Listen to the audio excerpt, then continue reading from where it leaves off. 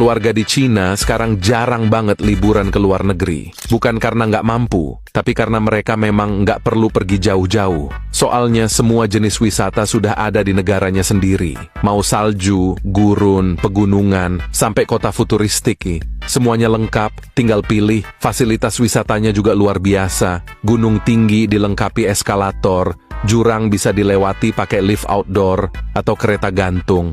Jadi, bahkan kakek nenek pun bisa menikmati pemandangan tanpa harus ngos-ngosan. Biayanya pun terjangkau. Naik pesawat domestik bisa seharga tiket bus, kereta cepat menjangkau sampai ke pedesaan, dan tiket masuk cukup sekali buat akses satu kawasan penuh. Semua ini karena pemerintahnya serius membangun sektor pariwisata. Nggak cuma tempat wisatanya, tapi juga akses, transportasi, sampai subsidi dan promosi. Nggak heran, warga Cina rela habisin sampai 16 juta rupiah buat liburan di dalam negeri.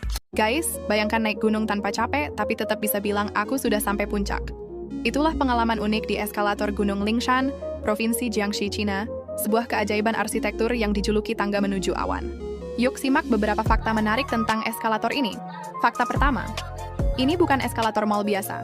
Ini adalah sistem transportasi luar ruangan raksasa sepanjang 1236 meter yang menempel megah di sisi gunung. Fakta kedua, eskalator Gunung Lingshan adalah jalur eskalator terpanjang di dunia yang dirancang khusus untuk membawa wisatawan langsung ke puncak. Pembangunannya dimulai sejak tahun 2022 sampai tahun 2025 dan langsung beroperasi pada tahun tersebut. Fakta ketiga, biasanya mendaki gunung setinggi 1.500 meter di atas permukaan laut butuh waktu lebih dari 2 jam. Tapi dengan 50 eskalator yang saling terhubung ini, perjalanan bisa dipangkas jadi hanya 10 menit saja. Betis aman, napas tetap stabil, foto tetap kece tanpa ngos-ngosan. Fakta keempat, jalur eskalatornya meliuk-liuk di tebing seperti ular raksasa, menyatu dengan alam tapi tetap terlihat futuristik.